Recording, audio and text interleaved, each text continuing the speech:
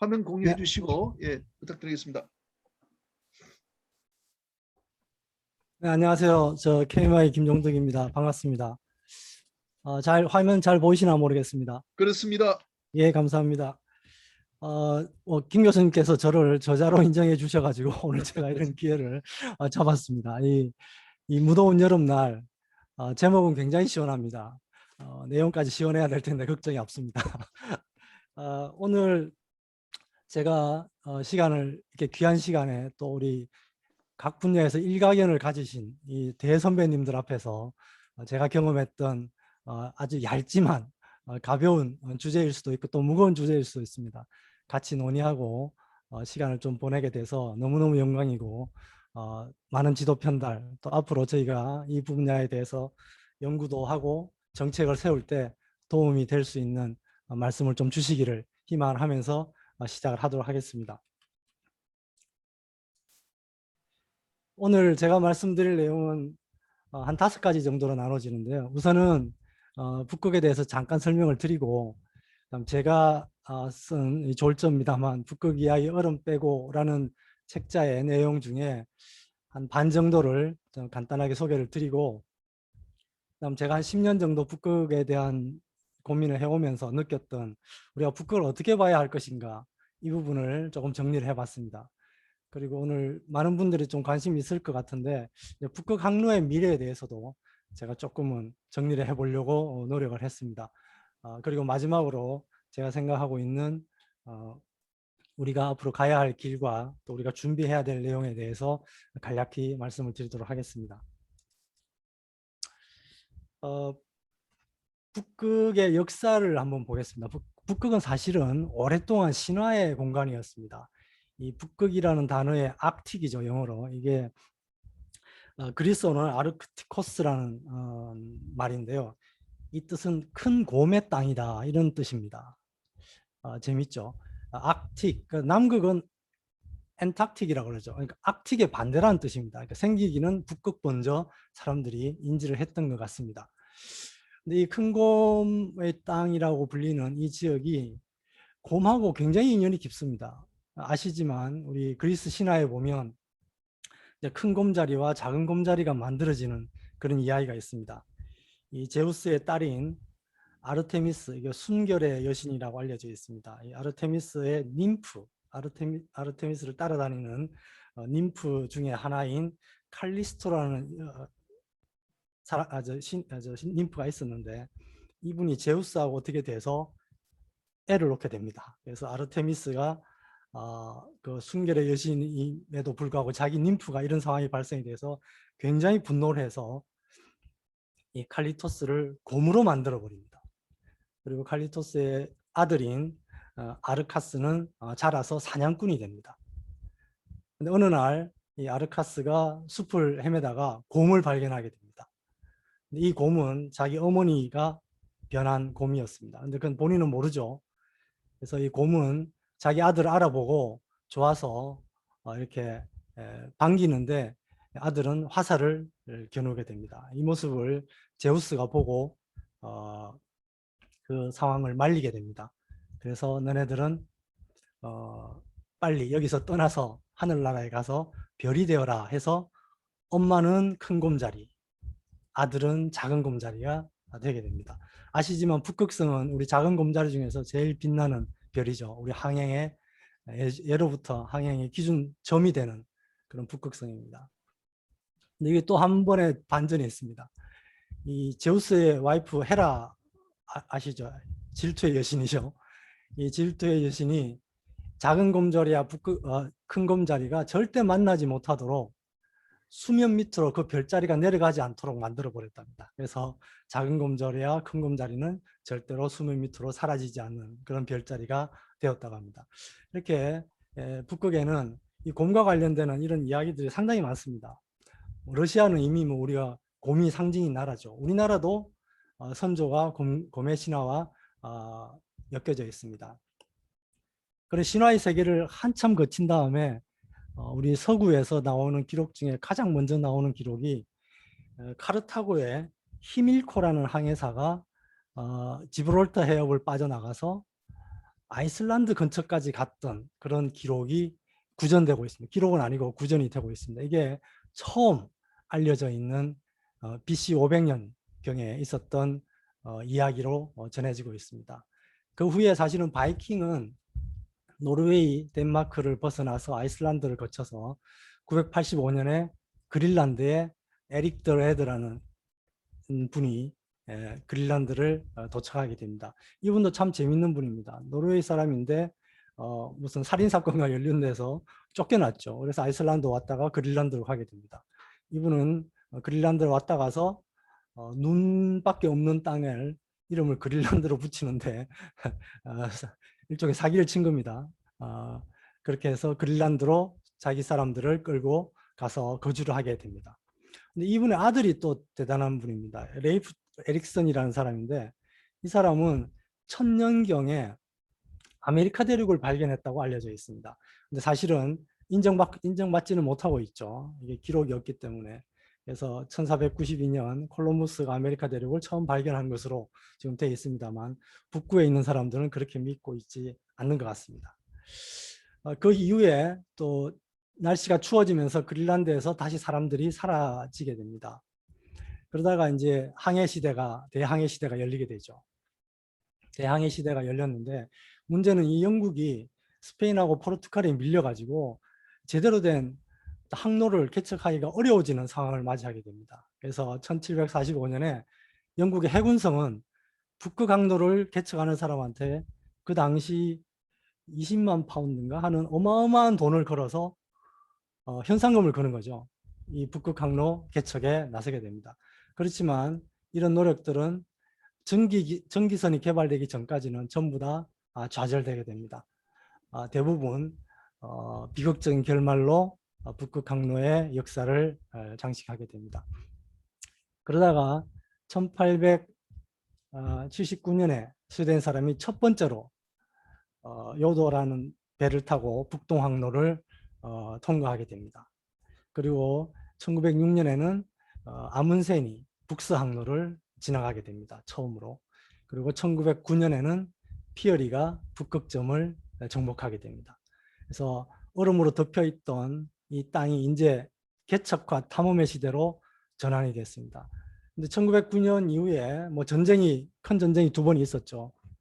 그래서 북극은 잠시 잊혀진 공간이 되었었습니다. 그리고 2차 대전이 마치고 나서 미국과 소련이 경쟁 체계로 들어가면서 북극은 이름 그대로 냉전의 장소로 바뀌게 됩니다. 얘들은 다니기가 거의 어렵지만 미사일은 양국을 가장 가까이 날아갈 수 있는 거리를 북극이 제공했던 것이죠. 그래서 이 북극 주변에는 많은 군사시설이 자리를 잡게 됩니다. 그러다가 큰 변화가 발생합니다. 우리가 잘 알고 있는 고르바초프 서기장, 대통령으로 나중에 바뀌었습니다만 고르바초프 서기장이 1987년에 무르만스크라는 곳이 있습니다. 이 무르만스크라는 러시아의 북서 노르웨이하고 바로 붙어 있는 곳이죠. 여기서 무르만스크 선언을 하게 됩니다. 북극을 개방하고 북극 항로를 국제 항로로 만들겠다는 의지를 첫 번째로 밝히게 됨으로써 북극은 이제 냉전에서 벗어나서 협력의 시대로 접어들게 되었습니다. 그 결과 1991년에 핀란드가 주도해서 북극 환경계획이라는 그런 프로그램이 만들어집니다. 여기는 북극 8개국이 참여해서 북극의 환경을 어떻게 관리할 것인지 논의를 하는 절차에 들어갔고 이것을 지금 우리는 로바니에미 프로세스 이렇게 부르고 있습니다. 이 로바니에미 프로세스는 성공적으로 마치고 그 결과 1996년에 북극 이사회라는 정부 간 협의체가 탄생하게 됩니다. 이 북극 이사회를 통해서 이제는 완전히 협력의 분위기로 북극의 상황이 넘어가게 됐습니다. 근데 여전히 북극은 반전을 또 맞이하게 되죠. 이렇게 환경을 중심으로 협력을 해오던 북극이 2007년에 충격적인 상황을 맞이하게 됩니다. 2006년까지 여름철에 북극해를 대부분 덮고 있던 바다 얼음이 2007년에 거의 30~40%가 사라져버리게 됩니다. 이 사라지고 바로 그 다음 해 미국의 지질조사국에서 북극해 바다에 어마어마한 에너지 자원이 묻혀 있다는 것을 공표를 하게 됩니다. 하필 2008년은 전 세계 유가가 최고 피크를 찍었던 해입니다. 제 기억에 한 140불 이상 유가가 갔던 것으로 기억을 하는데요. 이렇게 됨으로써 전 세계 사람들은 북극에 일시에 관심을 가지게 됩니다. 그래서 우리나라도 이때 북극 이사회 업소보로 가입 신청을 하게 됩니다. 그렇게 지나서 2020년까지 2019년까지 그럭저럭 잘 왔습니다. 잘 왔는데 이 2007년에 있었던 그 북극해 얼음이 급속히 줄어든 것은 바로 기후변화 때문이었죠. 이 기후변화로 인해서 얼음이 줄어들었는데 문제는 얼음이 줄어들다 보니까 접근성이 좋아진 겁니다. 북극에 옛날에는 갈 수 없었던 곳에 배가 다닐 수 있게 됐죠. 배가 다니고 또 육지도 일부 지역은 접근할 수 있게 되었습니다. 그러다 보니까 이 북극을 보는 시각이 점점 달라지고 강대국이 그동안 강대국들 간에 환경을 중심으로 논의하던 북극이 갑자기 경제 이슈가 부각이 되면서 경쟁 체제로 접어들게 됩니다. 그래서 2019년에는 예상치 못하게 북극 이사회가 그동안 10번 장관회의가 있었는데 모두 다 성공적으로 장관 간의 합의 문서를 만들어냈습니다. 그걸 선언문 형식으로 발표를 했는데 2019년에는 실패했습니다. 미국의 트럼프 대통령이 기후변화라는 단어를 그 장관 선언문에 못 넣겠다고 나오고 미국이 거부하는 바람에 합의문 형태로만 정리가 되고 장관 선언문을 하지 못하는 그런 역사를 맞이하게 되었습니다. 근데 이 역사는 서구의 역사입니다. 서구 사람들의 시각에서 바라본 역사입니다. 이 지도에서 보시는 바와 같이 이거는 아메리카 대륙에 남아있는 인류의 흔적을 표시하는 숫자입니다. 미국의 동부 지역은 이미 15,000년 전에도 이미 인류가 살았음을 보여주는 흔적들이 남아 있고요. 제가 빨갛게 표시한 곳은 그린란드의 사카크라는 곳인데 여기도 이미 지금 BC 2500년 지금으로부터 한 4000년 전에 인류가 살았음을 나타내는 흔적이 있습니다. 그래서 앞에 제가 말씀드린 것은 어디까지나 서방의 시각에서 기록된 역사적으로 그러니까 역사로만 남아있는 것이 실제로 사람이 처음 갔던 것은 아닙니다. 베링해를 넘어서 또 알루산 열도를 넘어서 많은 아시아인들이 북미 대륙을 기원전 10,000년에서 20,000년 사이에 넘어갔음을 그리고 심지어는 저 아르헨티나까지도 지금부터 14,000년 이상 되는 인류의 유적이 나타나고 있음을 우리가 알 수 있습니다. 제가 책에 대한 설명을 좀 드리기 전에 제가 10년 동안 해왔던 북극과 관련되는 일들을 간단하게 소개를 좀 해드리겠습니다. 2009년에 우리나라는 옵서버 2008년에 신청한 북극에서 옵서버 진출을 실패하게 됩니다. 그 해에 우리나라 울산에서는 첫 번째 북극 강도를 상업 운항을 하는 독일 선사였죠. 독일 선사가 운항을 하게 됩니다. 그래서 저희 연구소에서는 2010년경에 북극에 대한 연구를 좀 체계적으로 해야겠다고 생각이 들어서 과제를 발굴했고 지금도 그 과제는 운영이 되고 있습니다. 그리고 2011년에는 또 한 번 우리가 북극 이사회 옵서버 진출에 실패하게 됩니다. 그래서 저희 연구소를 중심으로 해서 북극 아시아 쪽에 있는 북태평양 쪽에 있는 북극 3개국 그러니까 미국, 캐나다, 러시아 그 다음에 비북극 3개국 한국, 중국, 일본이 모여서 북극에 대한 논의를 하는 컨퍼런스, 전문가 컨퍼런스를 창설하게 됩니다. 지금도 운영을 하고 있고 매년 영문으로 된 프로시딩을 저희들이 발간을 하고 있습니다. 그리고 국내적으로는 2012년에 북극의 정책 포럼을 창립을 했습니다. 그래서 이 포럼도 지금 10년째 우리나라 전문가들을 모시고 논의를 하고 있는 중입니다. 그리고 마침내 2013년에 우리나라는 북극 이사회 옵서버를 취득하게 되고 한국은 물론이고 중국, 일본도 같이 옵서버가 됐습니다.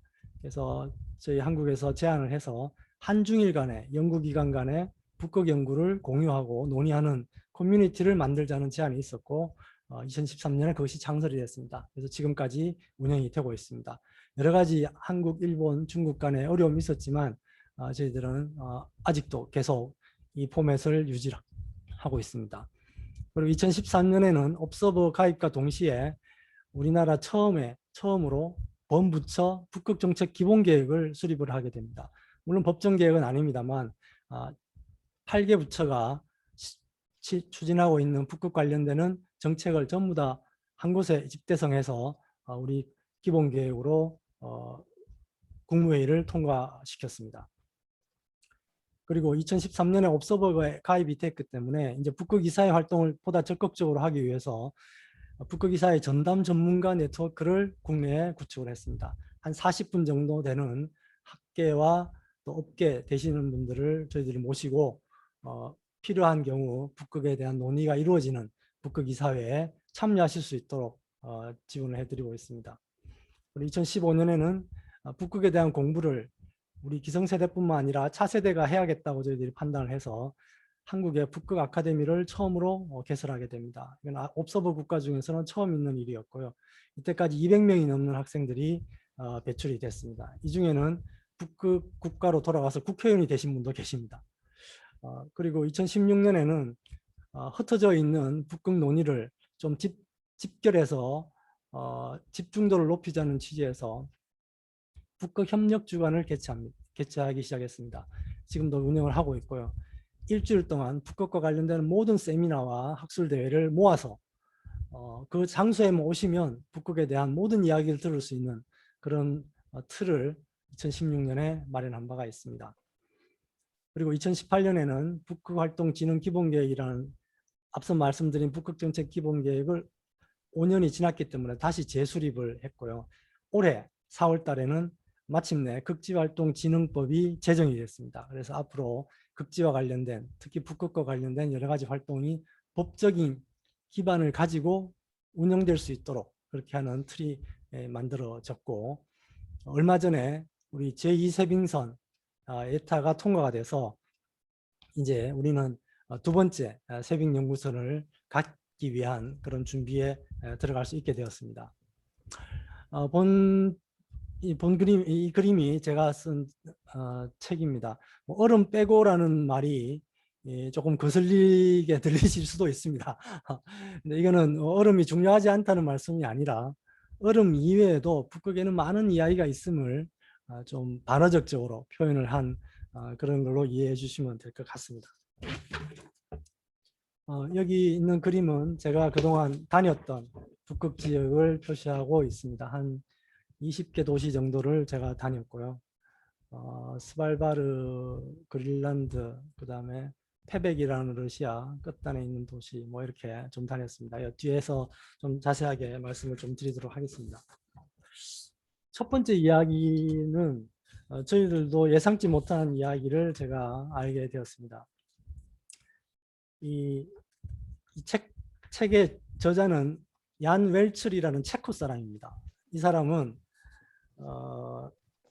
이르크츠크라는 러시아 그 바이카로 옆에 있는 도시에서 출발해서 노바야 시빌이라는 북극 저 끝에 있는 섬까지 이동을 하면서 북극에서 30년을 살았습니다.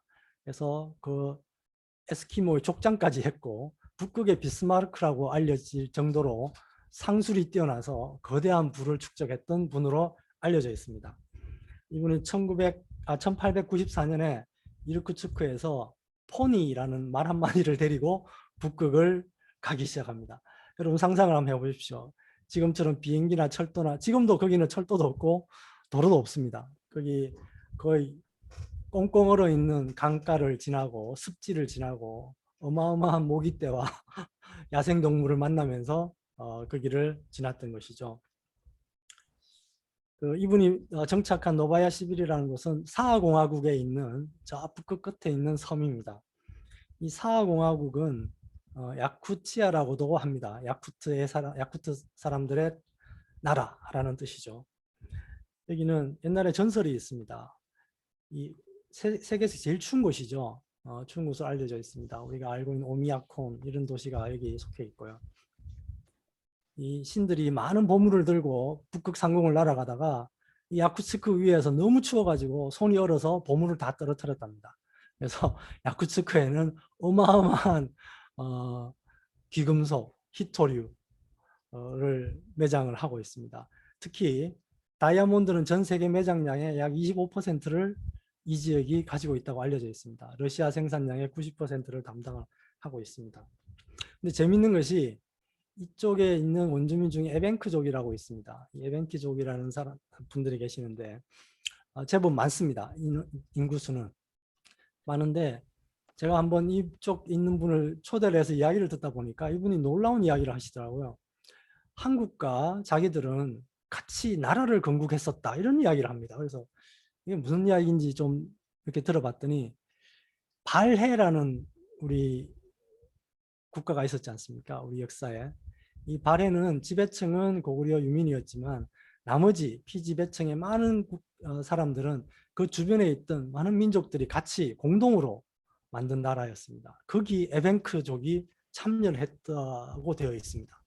그래서 그쪽 사람들은 농담 반 진담 반으로 한국과 자기들은 나라를 같이 건국했던 그런 경험이 있는 민족이다 이런 표현을 쓰고 우리하고 너무 많이 닮았습니다. 정말로 그런 지역인데 이얀 웰칠이 쓴 책이 북극에서의 30년 이거 뭐 이름을 어떻게 썼냐 하면 황금의 땅 북극에서 산 30년이라고 되어 있습니다. 여기 보면 너무 놀라운 내용이 좀 들어 있습니다. 여기 왼쪽에 잘 보이시는지 모르겠는데 자기가 한국에서 온 여인과 7년을 같이 지냈다 이런 표현을 쓰고 있습니다. 그리고 그 내용을 한 3페이지 내지 4페이지에 걸쳐서 그 내용을 적고 있습니다. 근데 그 안에 보면 코리안이라고 되어 있고요. 재패니즈와 차이니즈를 분명히 구별해서 쓰고 있습니다. 그래서 이 사람은 조선 여인이죠. 조선 여인임을 확신했던 것 같고요. 또 거기 내용 중에 보면 우리 왜 댕기머리를 이렇게 따지 않습니까? 똑같이 자기 머리를 그렇게 따서 머리띠를 마지막에 묶어줘서 자기가 그 동네에서 굉장히 존경을 받았다 이런 표현을 쓰고 있습니다. 그런 걸로 봐서는 분명히 한국 분이신 거 조선 분이었다고 저는 생각합니다. 안타까운 건 이분이 언제 이 여자분을 만났고 언제까지 이 여자분의 마지막이 어떻게 됐는지가 전혀 나와 있지 않습니다. 7년 동안 자기가 에스키모 여자애를 입양해서 키웠는데 그 여자애를 키워준 여인으로 설명을 하고 있습니다.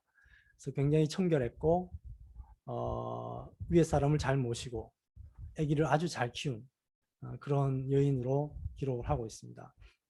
이 야쿠츠크에 우리가 알지 못하는 이런 놀라운 사실들이 숨어 있었음을 제가 연구를 하면서 좀 알게 됐고요.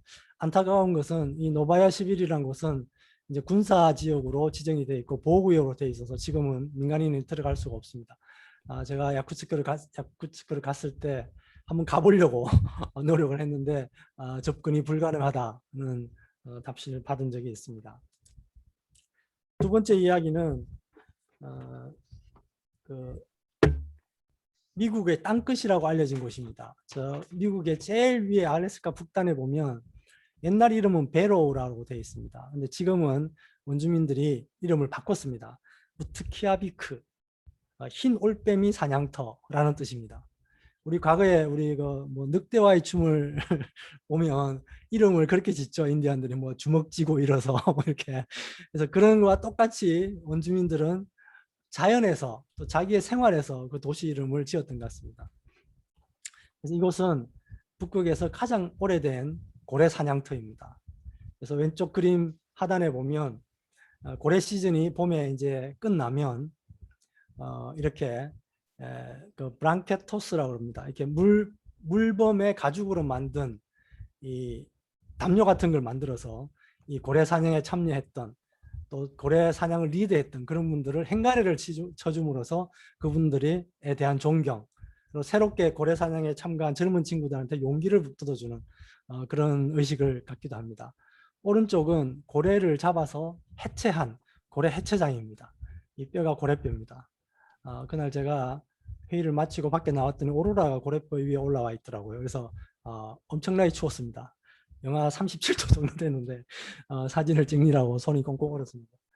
근데 여기서 이제 오로라 너무너무 멋있지 않습니까? 멋있는데 실제 보면 더 멋있습니다.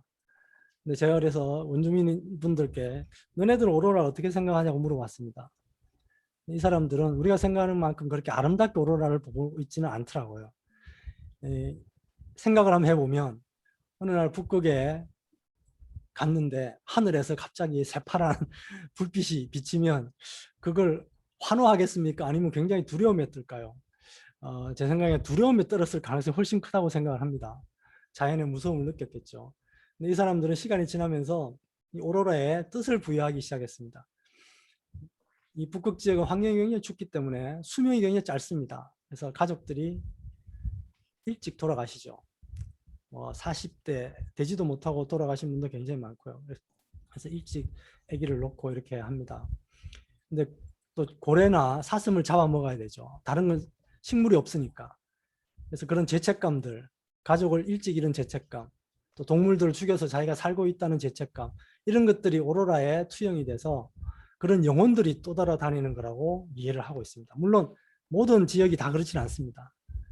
그래서 이 고래뼈 위에 오로라가 뜨는 걸 보니까 참 이 지역은 우리는 이렇게 즐겁게 사진도 찍고 보는데 이 지역 사람들은 그렇지 않을 수 있겠다 하는 생각을 했던 곳이 우트키악 피크입니다. 그다음 이곳은 캐나다의 누나봇이라는 곳에 캠브리지 베이라는 곳입니다. 여기도 마찬가지로 옛날 그 원주민들 이름은 이칼루툭티악이라는 곳입니다. 그 제목은 좋은 낚시터라는 뜻이랍니다. 그래서 여기도 바닷가에 있는 지역이고 왼쪽 위에 있는 곳이 제가 이 케임브리지 베이를 가기 위해서 거쳤던 공항입니다. 이 컨테이너 박스 글쎄요 저게 40피트짜리나 될라 모르겠네요. 저거 하나가 공항입니다. 저 안에서 발권도 하고 수속도 합니다. 주변에 아무것도 없습니다. 그 왼쪽에 제가 내렸던 비행기가 보이죠. 그 밑에 있는 것은 이 지역이 동토층 위에 도시가 만들어져 있는 바람에 우리가 생각하는 우리가 일상적으로 하고 있는 배관 공사를 할 수가 없습니다. 땅이 꽁꽁 얼어 있기 때문에 배관을 뭐 어떻게 하더라도 바로 얼어서 작동이 안 되고요. 또 대부분 평지입니다. 그래서 배수도 굉장히 안 좋습니다. 그 다음에 전기가 굉장히 제한되어 있기 때문에 그 펌프나 이런 것들도 굉장히 위험합니다. 그래서 지금 저 트럭은 화장실 분뇨를 가져가는 트럭입니다. 근데 똑같은 트럭이 물론 안에 내용물은 다릅니다만 물을 실어다 줍니다. 집집마다. 그래서 집집마다 물탱크가 하나씩 있고 이렇게 분뇨 탱크가 하나씩 있습니다. 제가 이렇게 묵었던 호텔에도 중간에 물이 갑자기 끊어져 가지고 저하고 같이 갔던 친구는 샤워하다가 머리에 비누 잔뜩 묻히고 밖으로 튀어나온 적도 있습니다. 그 오른쪽에 있는 그림은 여자 두 분이 이 지역의 전통 노래인 목노래라는 그러니까 목 성대만을 이용해서 노래를 하는 바람소리, 돌소리, 뭐 사슴소리 이런 소리를 내면서 주고받으면서 노래를 합니다. 놀이 문화가 거의 없기 때문에 이렇게 이쪽 지역에서는 문화를 이어왔던 것입니다. 그리고 원주민들은 오랫동안 문자가 없었습니다. 그래서 구전으로만 해왔고 통일된 문자가 만들어진 건 사실은 1970년대에 처음 통일된 문자가 만들어졌습니다.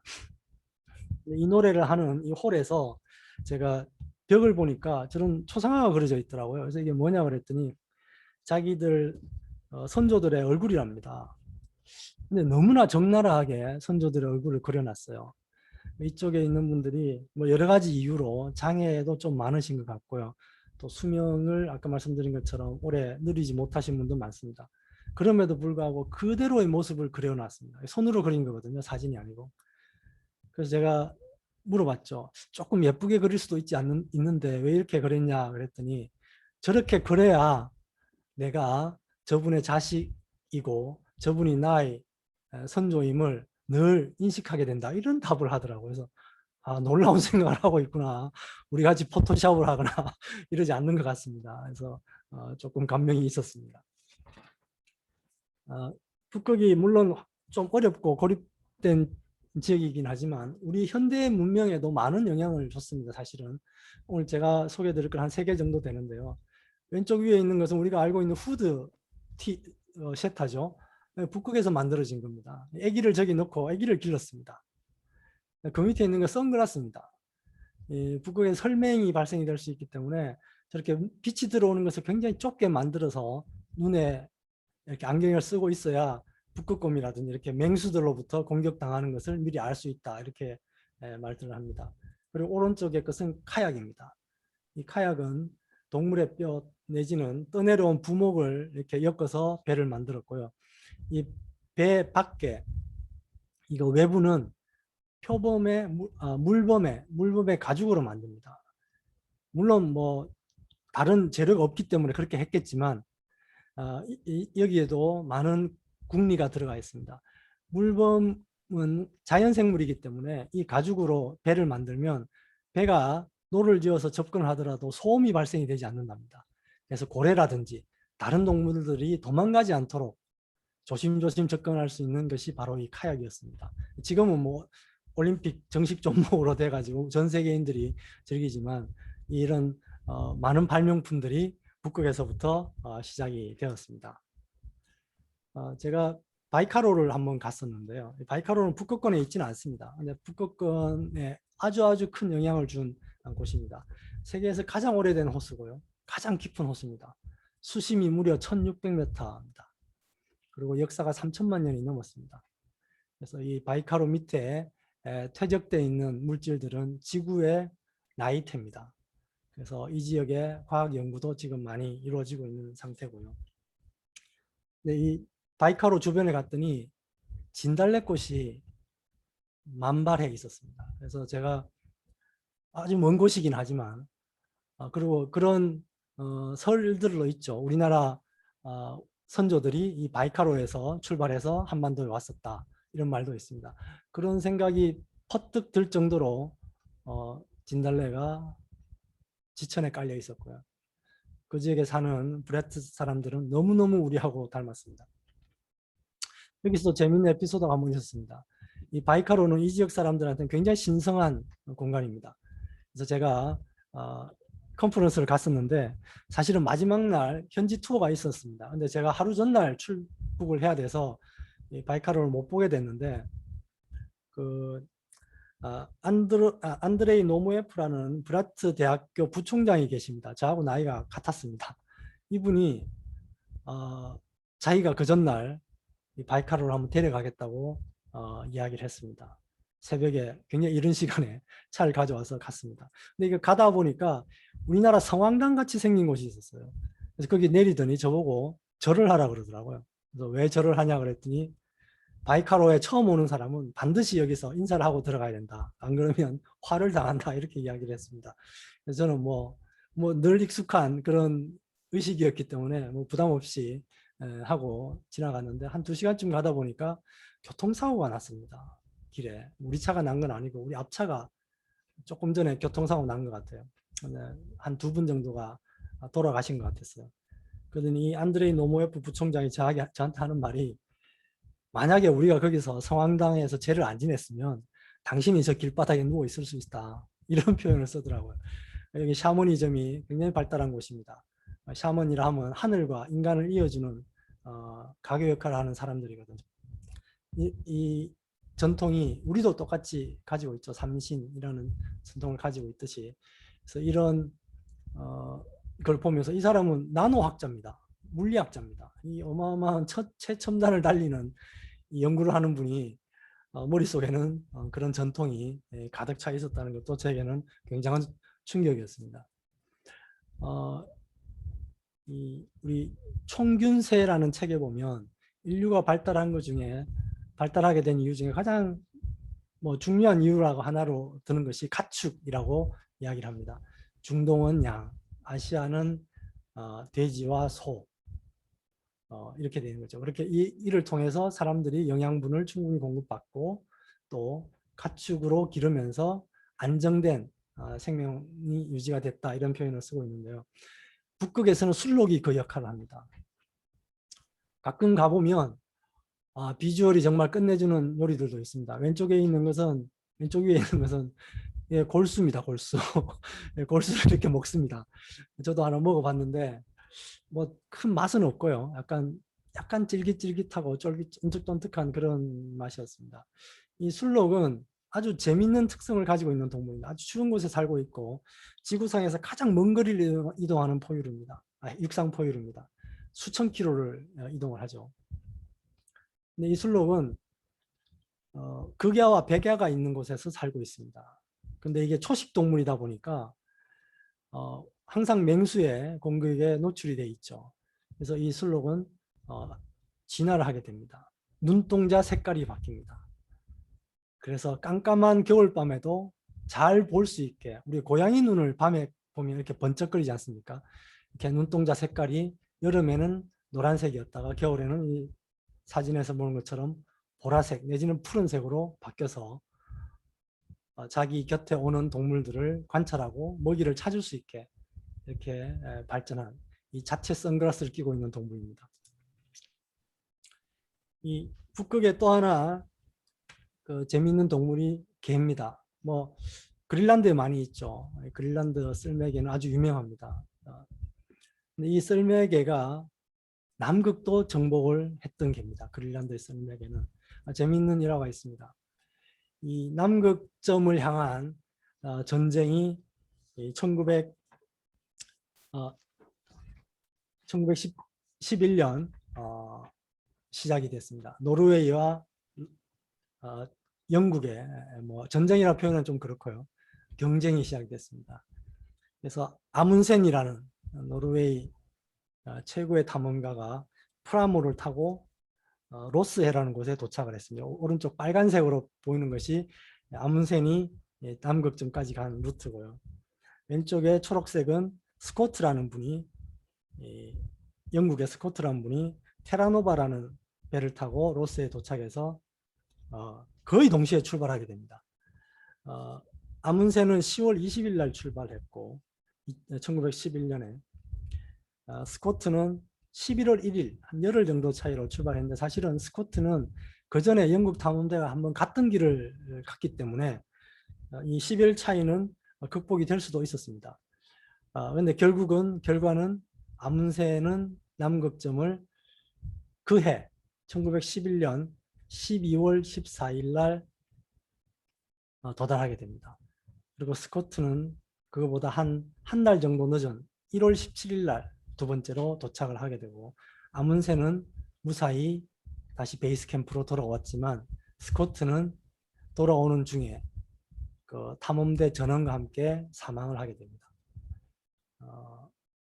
이 후세 사람들이 이 두 레이스를 평하기를 원인이 뭐였을까? 뭐 여러 가지 원인이 있었을 건데 그 중에 재미있는 해석은 바로 개에 대한 해석입니다. 아문센은 그린란드에서 52마리 개를 데려옵니다. 그리고 이 개를 훈련시킬 원주민도 같이 데리고 왔습니다. 근데 스코트는 말을 가지고 왔고요. 그 다음에 스노모빌, 그 당시 처음 개발된 스노모빌을 가져왔습니다. 근데 문제는 말은 남극에 풀이 없기 때문에 먹을 것까지 다 안고 자기가 끝까지 가야 되는 상황이고요. 개는 인간이 먹는 걸 똑같이 먹을 수 있습니다. 심지어는 개가 중간에 죽습니다. 근데 그 죽은 개조차도 개 먹이로 쓰게 됩니다. 그래서 마지막에 돌아온 개는 11마리였습니다. 41마리가 가면서 오면서 죽었던 것이죠. 위쪽의 사진을 보면 아문센이 남극점을 정복한 사진입니다. 옆에 경공들이 쭉 앉아 있습니다. 남극점을 인간과 함께 정복한 최초의 포유류 우리 그린란드 썰매개가 되겠습니다. 이곳은 그린란드 누크라는 곳입니다. 누크에 원주민들이 뭐 그린란드 거의 대부분 원주민들인데 오른쪽의 사진을 보면 백인처럼 보이는 어린이들, 청년들도 있습니다. 이게 그린란드가 덴마크령이기 때문에 그린란드 남쪽은 아무래도 좀 혼혈이 많습니다. 그래서 언뜻 보면 거의 백인처럼 보이는 친구들도 많이 있고요. 점점 위로 올라갈수록 아시아조에 훨씬 더 가까운 그런 얼굴들을 가지고 있습니다. 근데 안타까운 건 이 그린란드도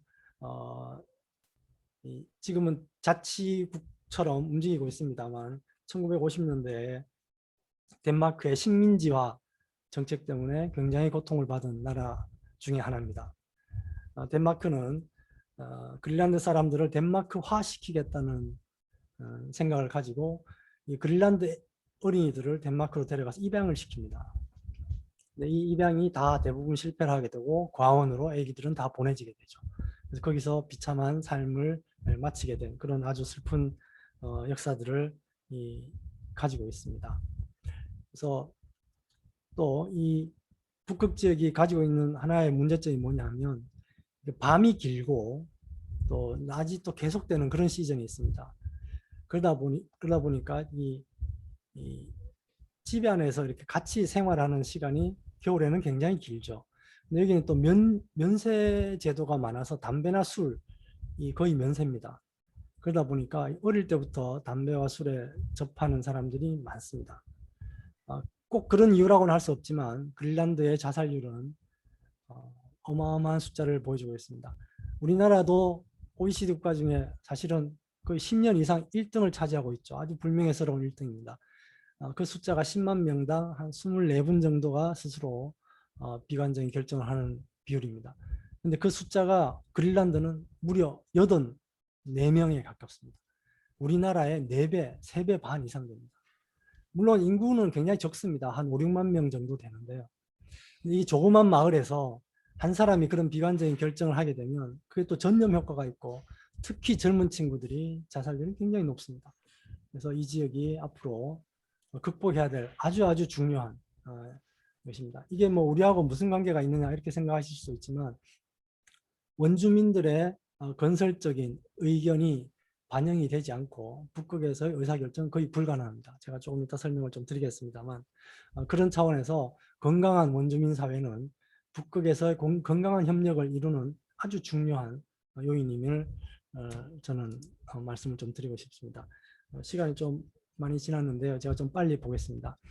이것은 야쿠츠크에 있는 맘모스 이야기입니다. 여러분 그 상하 아이보리라고 하죠.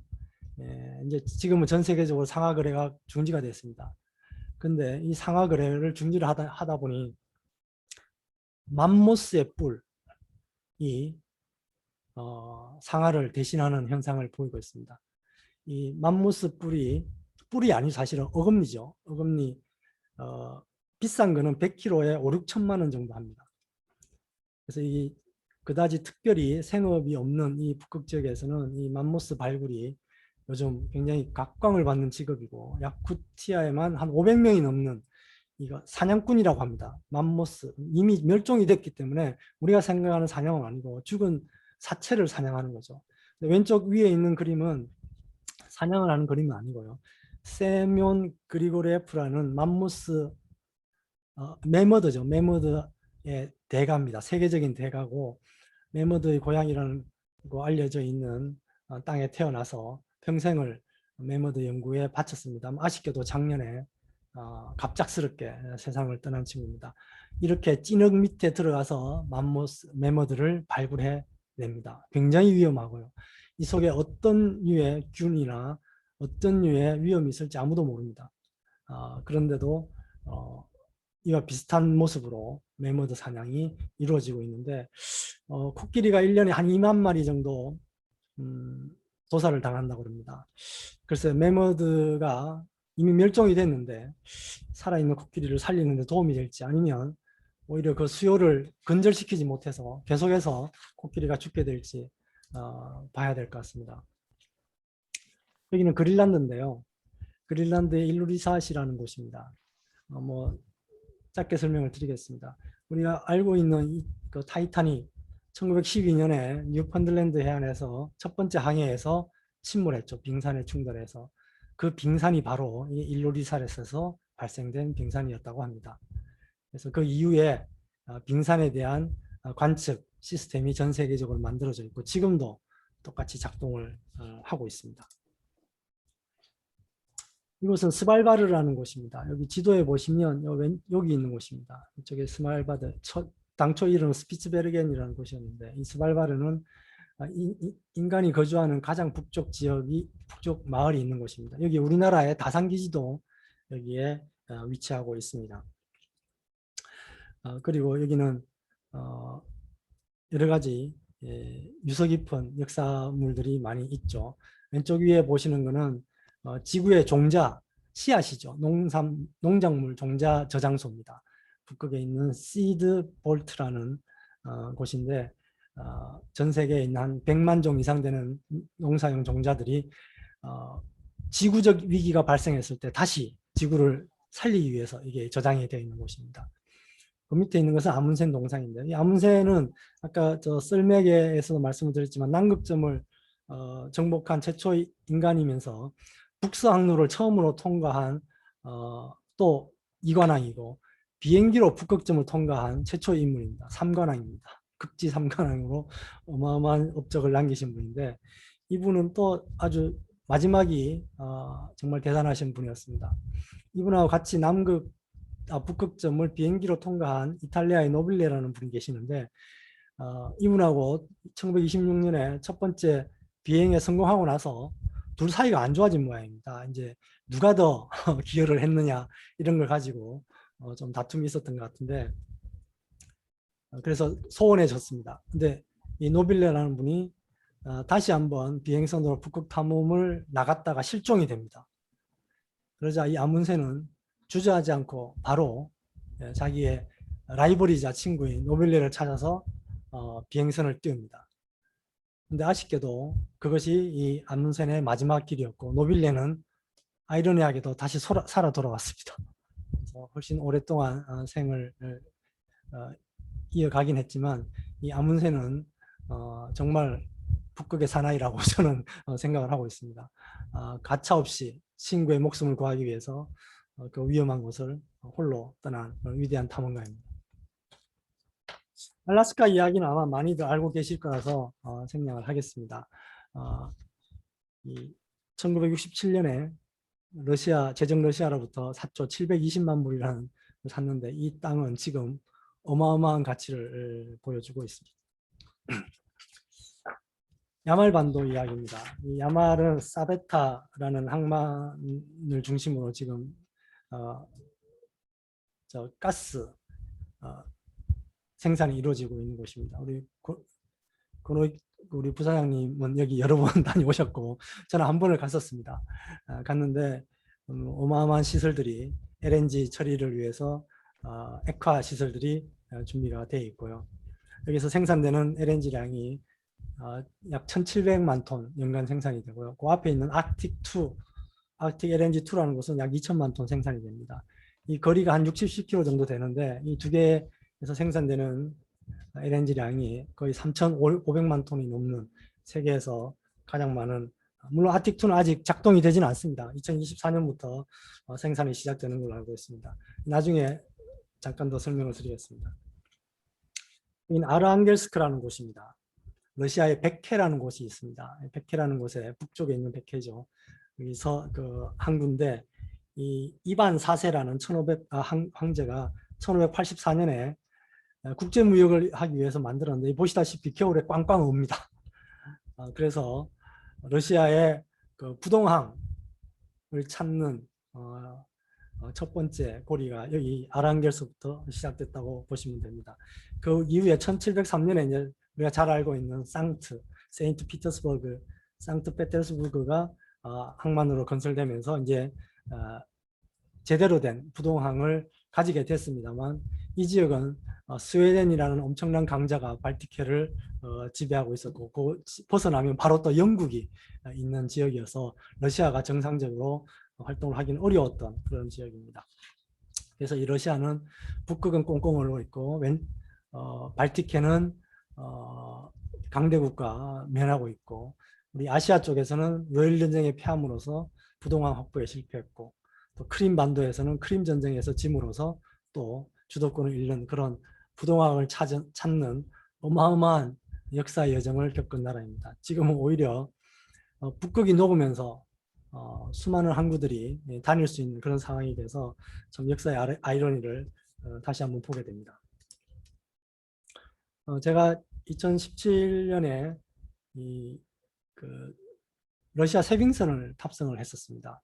그래서 여기서 국제회의가 한번 개최가 됐는데요. 이 추코트카에 있는 아나디르라는 곳을 출발해서 페백까지 이 세빙선을 타고 이동을 하면서 3박 4일 정도 회의를 했었습니다.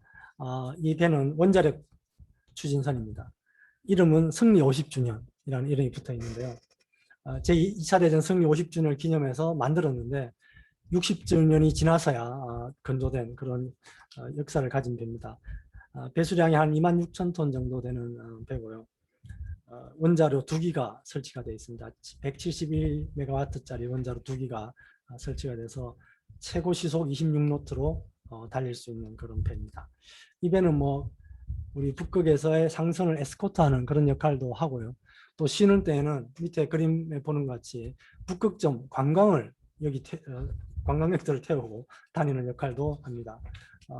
가장 인상 깊었던 것은 이 배가 2007년에 건조가 됐는데 2007년에 러시아는 이 배를 타고 이 배에 미르라는 잠수정을 싣고 북극점까지 가서 북극점 밑에 러시아 깃발을 꽂게 됩니다.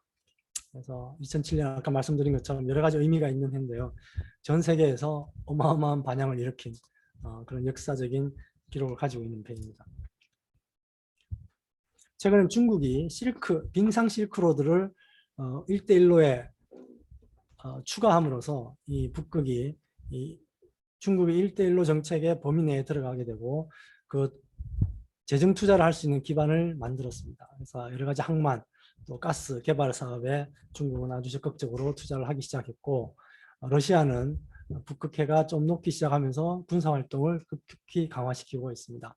또 미국은 그에 대응해서 그에 맞는 또 힘의 균형을 유지하기 위한 또는 군사활동을 준비하거나 또는 그에 준하는 활동을 추진하고 있습니다. 그래서 북극이 이제 미국, 중국, 러시아가 써가는 새로운 신삼 옛날에 러시아가 주도했던 시대에서 삼국시대로 전환되고 있음을 보여주는 상징적인 거라고 볼 수 있겠습니다. 이곳은 로바니엠이라는 핀란드의 도시입니다. 하얀 선이 북극해서 그러니까 북방 한계 해가 하루라도 지지 않는 그런 선이죠. 약간 미치긴 합니다만 여기 있는 도시입니다. 여기는 산타 마을이라고 있습니다. 전 세계 산타 마을을 주장하는 곳이 한 5곳 있습니다. 그중에 가장 공식적으로 인정받는 곳이 이 노바니엠인데 여기서 북극 이사회가 탄생이 되었습니다.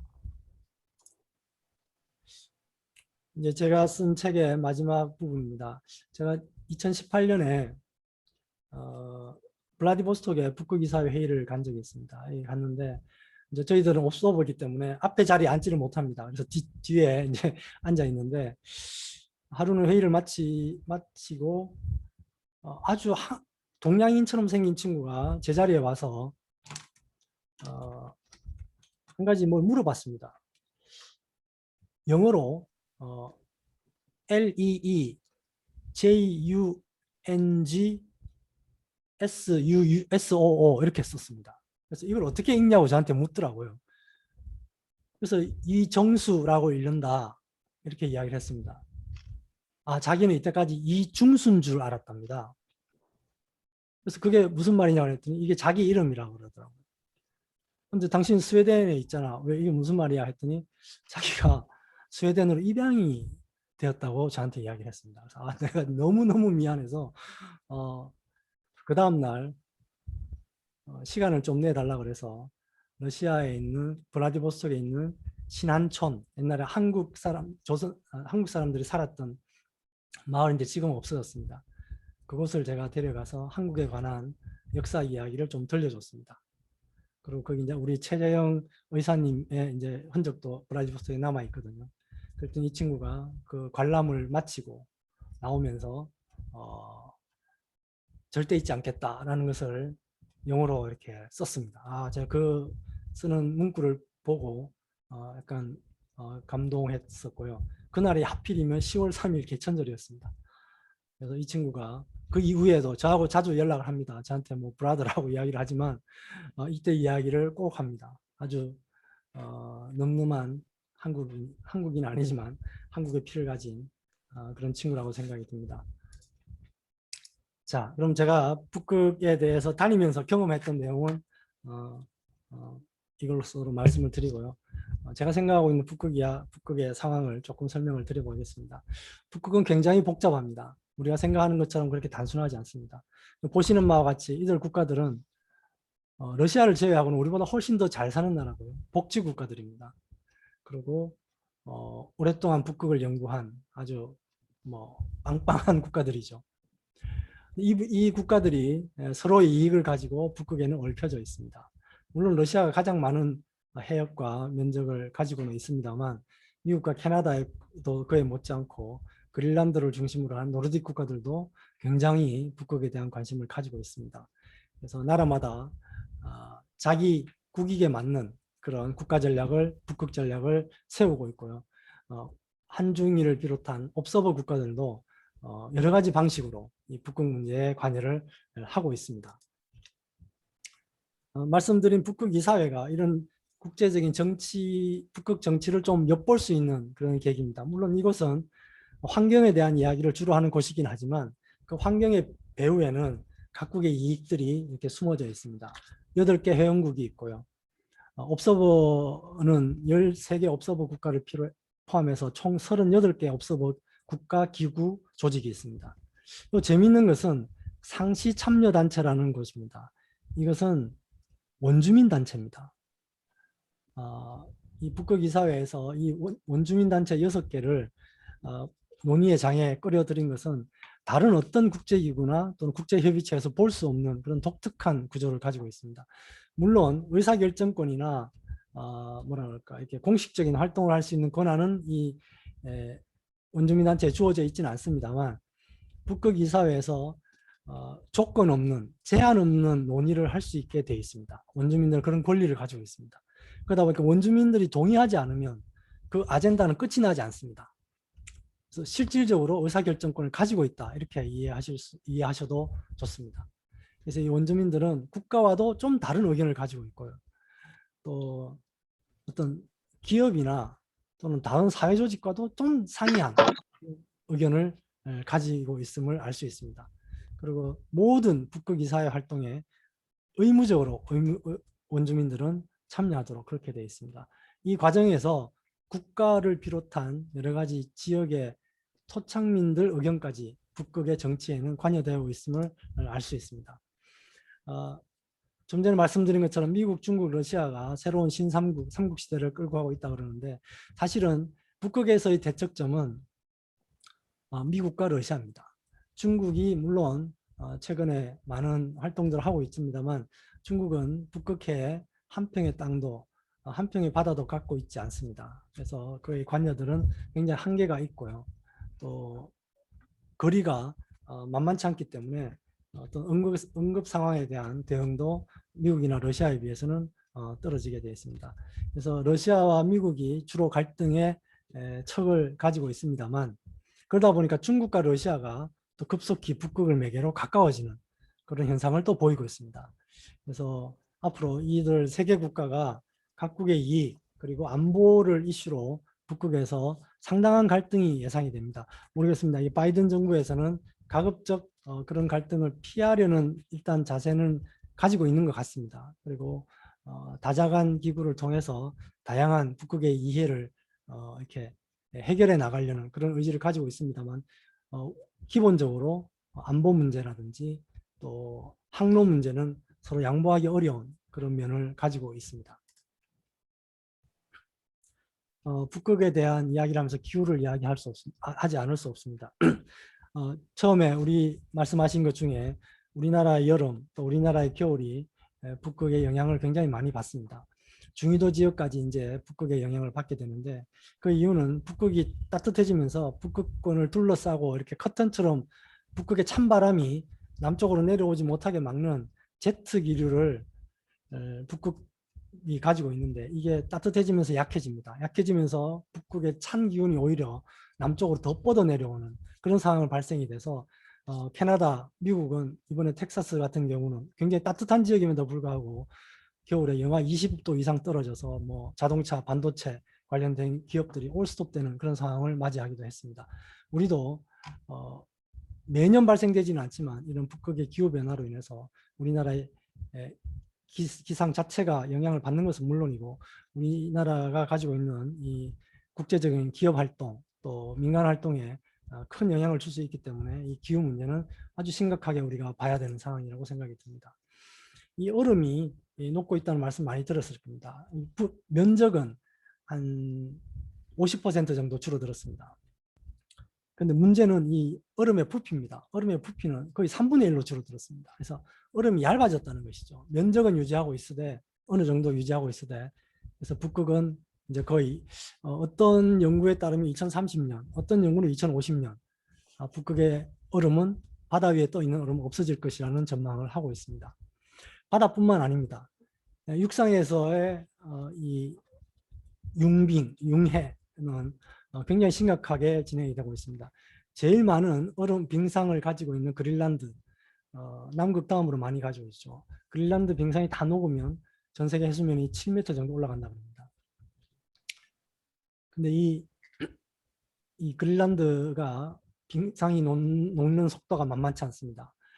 연간 1000억 톤에서 2000억 톤 가까이 녹는데 2000억 톤이라는 건 어느 정도 규모냐 하면은 우리 소양강 댐이 한 20억 톤 정도 된다고 합니다. 이 50개 정도 되는 물이 그냥 한두 달 사이에 녹아버리는 겁니다. 그래서 이 그린란드의 빙상이 두께는 현재 3000m 이상 되지만 녹는 속도가 어마어마하고 이 녹은 담수가 바다에 들어감으로써 이 바닷물의 생태적인 여러 가지 변화를 일으키는 그런 원인이 되고 있습니다. 뿐만 아니라 얼음이 덮여져 있지 않는 동토층, 이 동토층도 이 온난화의 영향을 받게 됩니다. 그럼 이 밑에 메탄이 동토층에는 저장이 되어 있습니다. 이 메탄의 양은 지구상에 이미 나와 있는 온실가스 양의 2배 내지 3배가 묻혀져 있다고 알려져 있습니다. 이게 만약에 대기 중에 방출이 되면 정말로 어마어마한 재해가 발생될 수 있습니다. 또 하나가 야생 불입니다. 산이 없기 때문에 산불이라고 표현 안 되고 들불과 같은 건데요. 이 북극 지역에서 시베리아를 포함해서 화재가 정말 상상을 초월하게 발생이 되고 있고 지금도 이 야쿠츠크는 이 화재로 인해서 거의 눈을 뜨고 다니지 못하는 그런 상황을 맞이하고 있다고 합니다.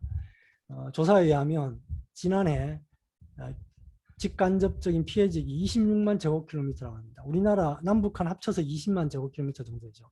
한반도 면적 이상 되는 지역이 타거나 그 영향을 직접 받은 지역입니다.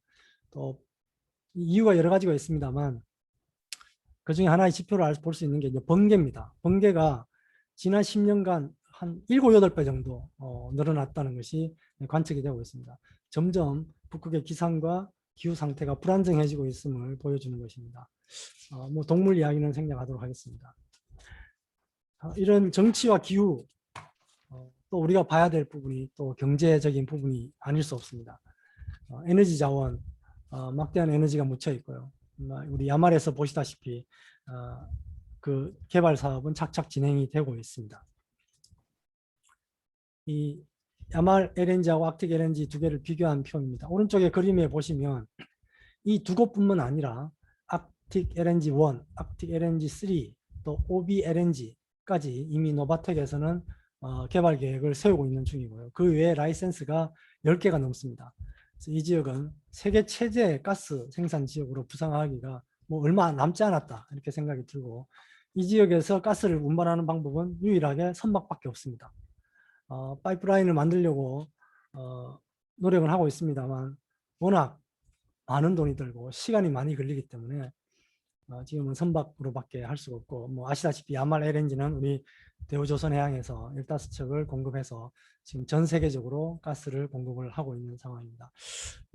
추정컨대 LNG 100만 톤당 배 한 척 정도가 필요하지 않을까 하는 추정을 해봅니다. 그래서 여기서 만약에 1000만 톤 정도가 되면 한 5척 내지 6척 정도의 비율로 LNG선이 필요하지 않을까 예측을 하고 있습니다. 항로 이야기는 뒤에 조금 더 자세히 말씀을 드리겠습니다. 인프라가 너무너무 취약합니다. 북극에서는. 그래서 지난 2016년에 과연 북극에 얼마만한 인프라 투자가 있어야 될지를 이게 국외가입 파트너스라는 투자회사에서 추정한 적이 있습니다. 그때 추정된 액수가 1조 달러였습니다. 저희 연구진에서 현재 추진되고 있는 개발 사업의 전체 리스트를 한번 봤더니 약 3,300억 달러 정도가 이미 진행이 되거나 바로 계획 직전에 있는, 실행 직전에 있는 사업 상황임을 알 수 있었습니다. 그래서 2030년까지 인프라 투자가 1조 정도 필요하다는 것은 사실인 것 같습니다. 더 늘어날지도 모르겠습니다. 또 북극에서 4차 산업은 또 새로운 이슈로 등장을 하고 있습니다. 이 북극은 노동력이 거의 없고 극한의 기후 환경을 가지고 있기 때문에 이런 자동화, 로보틱스, 또 데이터 통신 이런 부분들이 앞으로 산업 발전을 위해서는 필요불약이라는 그런 상황으로 되어 있습니다. 수산 자원도 북극해 내에서는 그렇게 많지 않습니다만 북극해 주변 해역에는 굉장히 많은 수산량 자원을 가지고 있다고 보여지고 있습니다. 북극해 중앙에는 얼마 전에 저희들이 협정을 맺어서 16년간 수산 활동을 하지 않는 걸로 협정이 된 바가 있습니다. 사회 문제도 우리가 이해를 해야 되는 부분입니다. 북극 원주민들의 인구는 점점 줄어들고 있고 또 그들이 가지고 있는 여러 가지 생활 양식은 점점 소멸되고 있습니다. 이렇게 원주민들이 약화되는 것은 결코 북극의 아주 합리적인 판단 그리고 합의에 의한 어떤 활동을 추진하는데 큰 장애가 될 것으로 생각이 들고요. 북극 원주민들이 우려하는 것 중에 하나는 자기들이 쓰고 있는 언어들이 없어지는 겁니다. 영어화되고 러시아어화되고 또 노르웨이어로 바뀌고 이렇게 변하면서 그 밑에 세대들은 이 북극의 언어를 배울 필요가 없는 그런 상황이 발생이 되고 정체성을 잃게 되는 것이죠. 그런 상황을 북극 원주민들은 가장 우려하고 있습니다. 이런 말씀을 드렸고 또 하나 북극 원주민들은 옛날부터 독특한 식문화를 가지고 있었습니다. 음식 문화가 독특한데 이게 주로 어디에 기인하고 있냐면 이동해 오는 동물들에 기인하고 있습니다. 고래가 오는 시즌에는 고래를 잡아야 됩니다. 그래야 먹고 살 수 있고요. 철새가 오는 시기에는 철새를 잡아야 됩니다. 술록이 오는 시기에는 술록을 잡아야 됩니다. 만약에 술록이 오지 않으면 그 사람들은 바로 위험한 상황에 빠지게 되는 거죠. 그러다 보니 이 이동성 동물들은 저 중위도에서 어마어마한 양의 오염물질을 안고 날아오는 경우가 많습니다. 특히 철새 같은 경우는 수온 중독이 심각하다고 알려져 있고요. 이 철새들을 식생활로 쓴 사람들은 수온 중독 현상이 나타나고 있습니다. 특히 여성들은 이런 수온 중독이 되면 우리 아기를 가지고 낳는데 막대한 지장이 발생이 되고 있기 때문에 북극 사회에서 아주 지금 초미의 관심사로 이 문제를 바라보고 있습니다. 그러다 보니 북극에서 좀 규범을 좀 만들자, 좀 체계적으로 이런 문제를 좀 다뤄보자 하는 이야기들이 많이 나오고 있습니다. 근데 남극 조약에 비해서 남극은 조약이 있습니다. 별도에. 근데 북극은 아직 북극에 관한 조약이 없습니다. 또 북극 국가들이 그걸 바라지를 않습니다. 유엔 해양법 협약에 의해서 바다는 관리된다. 미국 빼고 다 유엔 해양법 협약에 가입이 돼 있죠. 그리고 육지와 영해는 본인들의 주권에 해당되는 거기 때문에 국제 규범으로 규제할 수 없다. 이것이 북극권 국가들의 입장입니다. 그래서 몇몇 중요한 협정들이 만들어지고는 있습니다만 국제적인 어떤 그런 영향력을 줄 수 있는 규범들은 아직은 만들어져 있지 못하고요. 향후에 이렇게 조금씩 되는 부분 되는 조약들은 상당히 많이 늘어날 가능성이 있다 이렇게 보집니다. 그 중에는 이제 블랙 카본에 대한 이슈, 또 우리 선박 이동에 의해서 발생되는 소음에 관한 이야기, 또 해양 쓰레기와 관련된 이 규범들은 아마도 북극에서 머지않아 규범화될 가능성이 높아 보입니다. 자, 북극 항로 미래 간략하게 설명을 좀 드리겠습니다. 뭐 저보다 훨씬 더 많이 경험을 하신 분들이 있어서 제가 짧게 말씀을 드리고 나중에 논의 때 조금 좋은 말씀 더 듣겠습니다. 러시아가 이 북극 문제를 어떻게 보느냐, 이것이 북극 항로를 보는 시각에 중요한 부분을 차지할 것이라고 보아집니다. 러시아는 2035 북극 정책 기본 원칙을 수립을 했습니다. 이 5가지 큰 필라가 있는데요. 원주민, 또 경제, 환경, 국제협력, 안보 이렇게 되어 있습니다. 10개의 추진 과제를 가지고 있는데 러시아는 전반적으로 2035년도를 아주 중요한 목표 연도로 갖고 있는 것 같습니다. 에너지도 그렇고요. 사회보장 뭐 전부 다 2035년인데 그 이유는 잘 모르겠습니다. 일각에서는 이제 푸틴 대통령의 임기가 2036년에 끝날 것 같으니까 2035년으로 했다는 이야기도 있습니다. 그래서 어쨌든 앞으로 15년 동안 이런 부분들의 정책을 적극적으로 추진할 것으로 봐지고 특히 인프라에 대해서는 11가지 분야에 대해서 많은 돈을 지금 투입을 하고 있습니다. 대부분이 북극 항로와 관련되어 있습니다. 항만, 그다음에 구조군안, 그다음에 수로, 쇄빙선, 또 북극 항로 자체에 대한 거, 그다음에 조선업 육성과 관련되는 이런 내용들이 거의 바다와 관련되는 전략들이 북극 인프라 계획에 반영이 되어 있습니다. 또 지방 정부들도 각각의 지역에 생산되는 여러 가지 생산물을 중심으로 해서 북극 항로를 이용하기 위한 인프라 구축에 굉장히 많은 노력을 하고 있고 항만 개발이 아주 적극적으로 이루어지고 있는 상황에 있습니다. 이를 통해서 러시아는 경제적인 부분은 물론이고 러시아가 북극에서 가장 중요한 국가, 또 안보적으로 가장 강력한 국가임을 서서히 드러내고 있고요. 또 지역에서는 지금 낙후되어 있는 북극 지역을 균형 있게 발전시키는 그런 동력으로 북극 항로를 활용하고자 하고 있습니다. 북극 항로에는 총 18개 정도 항만이 있다고 알려져 있습니다. 물론 무르만스크가 제일 큰 항만인 것 같고요. 사베타가 이제 우리 LNG 수송을 위해서 만든 항만이고, 제 오른쪽에 있는 사진이 페벡이라는 곳입니다. 북극의 항만의 대부분이 이런 모습을 갖추고 있습니다. 우리 컨테이너 크레인은 따로 없고요. 저런 이동식 크레인으로 벌크나 아니면 일반 화물, 또 가끔은 컨테이너까지 다 이렇게 양육을 하고 싣고 있는 그런 상황입니다. 아주 열악한 상황으로 볼 수 있습니다. 하지만 최근에 물동량은 증가 추세에 있습니다. 우리 LNG 개발을 한 이후에는 양이 굉장히 많이 늘고 있고 지난해 약 3,300만 톤 정도가 러시아 내수 또 국제 통과 화물로 북극 항로를 이용했다고 기록이 되어 있고요. 러시아에서 북극 항로를 이용하려면 사전에 허가를 받아야 됩니다. 이 허가 요청 건수가 지난해 처음으로 1,000건이 넘어섰습니다. 그래서 점차 북극 항로는 러시아 국내에서는 아주 보편적인 항로로 자리를 잡고 있고 국제 항로로서도 점차 주목을 받고 있는 상황이 아닐까 생각이 듭니다. 주로 운송되는 화물은 LNG가 제일 많고요. 그 다음에 석유, 그다음 일반 화물, 가스 콘덴세이터 정도가 그 다음을 따르고 있습니다. 그래서 2024년까지 약 8천만 톤 정도를 운송하겠다는 것이 러시아 정부의 기본 방향입니다. 하지만 이런 많은 북극 항로 이용을 위한 환경 또 이용을 하고자 하는 의지들이 있습니다만 여전히 인프라 부족은 북극 항로 활용의 가장 큰 장애 요인이 되고 있습니다. 또 러시아가 최근에 다양한 법 제도를 통해서 자국 선박들에게 특혜를 주는 그런 조치들을 취하고 있습니다. 우리 조선사에서는 잘 알고 계실 텐데 우리 러시아 국내에서 건조된 선박만이 탄화수소를 운반할 수 있다 이런 규정을 법에 두고 일부 예외 조항을 조금씩 주는 그런 상황으로 있는 것 같습니다. 그래서 이러한 상황이 계속 발생이 된다면 우리가 북극 항로를 항해하는 선박을 건조하는데도 상당히 어려움이 있지 않을까 하는 예상을 하게 되고 아마 조선소에서는 여러 가지 대책을 세우고 있는 것으로 알고 있습니다. 중국이 비북극 국가 중에서는 가장 적극적으로 북극 항로에 대한 활동을 시행을 하고 있습니다. 중국은 용성이라는 컨테이너 선이 하나 있습니다. 이 쇄빙선 아니고요. 내빙 제일 낮은 내빙 능력을 갖춘 선박인데 이 선박을 거의 매년 딴 데는 안 보내고 여기만 보냅니다.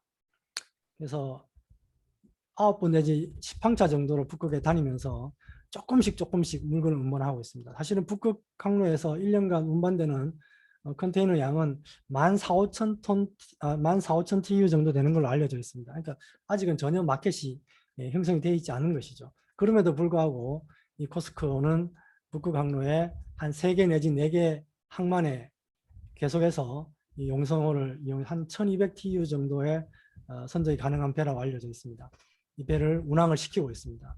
거의 정기선 수준은 아니지만 1년에 정례적으로 이렇게 운항을 하고 있어서 추후에 이 선박의 운항에 좀 주목해서 볼 필요가 있다고 봐집니다. 일본도 은연중에 이 북극 항로에 대한 관심을 굉장히 가지고 있습니다. 사실은 아시아에서 가장 먼저 북극 항로에 대한 관심을 보였던 국가입니다. 1991년도부터 북극 항로 개발에 대한 검토를 했었고요. 한 7년 정도 내부적으로 했었죠. 그 결과 이제 경제성이 없다는 판단이 내려서 그만뒀었는데 2000년도 들어서 갑자기 얼음이 녹으면서 본인들이 당초 추정했던 그런 내용들의 변화가 생겼고, 지금은 아시아에서는 가장 많은 선박들이 오가는 나라가 되었습니다. 물론 LNG를 주로 많이 싣고 옮깁니다만, 그리고 아크틱 LNG2에는 미쓰이 컨소시엄이 10% 지분을 가지고 투자를 하기로 확정을 했고, 감착가에 있는 환적 화물에 또 일본은 자본 투자를 시행을 하고 있습니다. 우리나라도 사실은 몇 차례 선박 운행을 했었습니다. 제가 알기로 한 5번 정도 이용을 했고, 우리 최수범 박사님은 실제 이 운송을 담당하셨던 분입니다. 나중에 좋은 말씀 있으시기를 기대를 합니다. 이 북극항로가 갖는 굉장히 논쟁적인 사안들이 아주 많습니다. 그래서 IMO에서도 전 세계적인 어떤 환경 친화적인 경향에 맞춰가지고 폴라코드를 2017년에 이제 규범화 시켰고요. 최근에는 중류의 운송과 또 중류를 연료로 쓰는 것을 금지하는 그런 규범을 작성을 하기도 했습니다.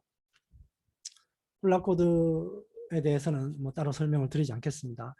주로 이제 선박의 안전 부분, 장비 부분이죠. 그다음에 환경 부분이 크게 나눠져서 실려져 있고요. 2002년에 만들어진 가이드라인을 기반으로 해서 솔라스 부속 문서로서 채택이 돼서 지금 운행이 되고 있습니다.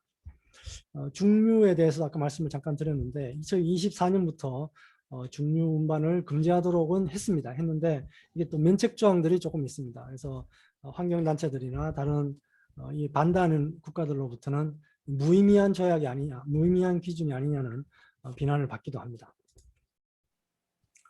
몇몇 선사들도 이에 대한 입장을 표명하고 있는 중입니다. 머스크는 사실은 컨테이너 선박을 운항을 했습니다. 한번 2018년에 부산항에서 출발해가지고 상트까지 컨테이너를 싣고 운반했던 기억이 있습니다. 그 뒤로는 아직 하지는 않습니다. 코스코는 아까 말씀드린 것처럼 용성호를 이용해서 지속적으로 운행을 하고 있는데, 그 외에 대부분의 선사들은 북극항로를 이용하지 않겠다, 뭐 영원히 이용하지 않겠다고는 아닙니다. 제가 추정하기는 당분간 이용하지 않겠다는 의미로 봐집니다. 그래서 우리 MSC나 또 CMA CGM, 또 하팍로이드에서는 북극의 환경 문제가 해결되지 않는다면 선박을 이용하지 않겠다고, 운항을 하지 않겠다고 선언을 했고, 나이키 같은 기업들도 북극을 통해서는 자기들 제품을 운송하지 않겠다고 선언한 바가 있습니다. 자, 이제 좀 마무리를 하도록 하겠습니다. 북극이 가지고 있는 여러 가지 사안을 제가 좀 말씀을 드렸습니다. 크게 두 가지 측면을 볼 수 있을 것 같습니다. 하나는 기후적인 측면입니다. 이 비북극 지역에서 발생된 이 기후변화로 인해서 전 세계적인 대기, 토양, 해수의 온도가 높아지고, 북극은 특히 얼어있던 지역이라서 그 민감도가 훨씬 강합니다. 그래서 해빙이 높고, 또 동토층이 높고, 또 산불이 많이 일어나고, 또 해수면 면적이 넓어지다 보니 이산화탄소가 바닷물에 더 녹게 되고, 또 해수면이 넓어지다 보니 태양열을 더 많이 흡수하고, 이런 연쇄적인 이 자연환경 변화가 있고요. 그로 인해서 동물들이 변하기 시작했고, 이제 저기압, 태풍성 저기압이 북극에서 발생이 되고 있습니다. 이런 것들은 당연히 원주민들의 생존에 위협이 되고, 질병이 증가되고, 또 우리 중위도까지 기상이변이 확대되는 그런 모습으로 보이고 있습니다. 어떻게 보면 지구 전체의 숙제이기도 합니다만, 우리나라도 책임 있는 국가로서 이 부분에 대한 어떤 조치가 있어야 되지 않을까 생각이 듭니다. 또 하나는 경제적인 측면입니다. 이 해빙이 놓음으로써 접근성이 개선이 되고 기술이 발전됨으로써 북극의 에너지 자원에 대한 투자가 크게 늘어나고 있습니다. 하지만 지금 탄소 제로 시대를 지금 향하고 있는 이 시점에서 추가적인 석유가스 개발이 주는 함의는 여러 가지로 나타나고 있습니다. 많은 전문가들은 북극에서는 석유와 가스가 더 이상 나오면 우리가 1.5도씨로 기온을 억제하는데 불가능하다는 이야기도 하고 있습니다. 또 해상 운송이 확대되면 만약에 기름 유출 사고 같은 게 북극에서 발생이 되면 도저히 처리가 곤란한 그런 상황이 될 것이고, 수백 년간 그 영향이 이어질 것이라는 우려도 동시에 제기가 되고 있습니다. 또 인프라가 하나씩 만들어짐으로써 아까 말씀드렸던 특히 도로와 철도 같은 경우는 공간과 공간을 분리하는 인프라입니다. 그래서 이 유목민들의 이동로 내지는 생물들의 이동로를 차단한다든지 그런 현상이 발생이 될 수 있고요. 그런 부분들은 개발의 가능성과 동시에 우려를 안고 있는 그런 요인입니다. 간접적으로 혹시 지속 가능한 기회가 있다면 저는 이 정도로 생각을 하고 있습니다. 우선 ICT 기반의 기술 개발, 그 다음에 친환경 기술 개발, 또 지역에서의 에너지 공급 체계 구축, 또 신재생 에너지, 그 다음에 수산자원과 유전자원 이용 등이 지속 가능한 부분에서의 어떤 경제 기회가 되지 않을까 생각을 하고 있습니다. 그래서 현실적으로 강대국 간의 국제정치, 또 지구 환경의 변화, 또 어마어마한 경제적 기회, 또 전통 문화의 위기 이런 상황이 현실적으로 닥치고 있고 우리는 현명하게 이 부분에 대해 대처를 해 나가야 된다고 생각을 하고 있습니다. 합리적으로 국가적인 전략을 만들고 책임 있는 기술을 개발하고 미래 가치를 고려한 지속 가능성을 우리가 확보해야 되고요. 또 인적 교류도 확대해 나가야 될 것으로 생각이 듭니다. 다행히 우리나라는 조금 체계적으로 이 문제에 대응을 하고 있습니다. 지난 4월에 국제활동진흥법이 제정이 됨으로써 이제는 법적인 근거를 가지고 북극과 남극의 여러 가지 이슈들을 논의할 수 있는 기반이 만들어졌습니다. 물론 아직 시행령이 만들어지지 않아서 구체적인 내용은 아직 논의를 하고 있는 중입니다만 어쨌든 큰 틀의 방향성은 만들어졌다고 생각을 하고 있고 또 얼마 전에 차세대 세빙선의 건조가 예타를 통과를 했습니다. 기존에 있는 아라온보다 약 2배 정도 되는 규모의 선박이 이제 북극을 전문적으로 다루는 그런 연구선으로서 다니게 될 것입니다.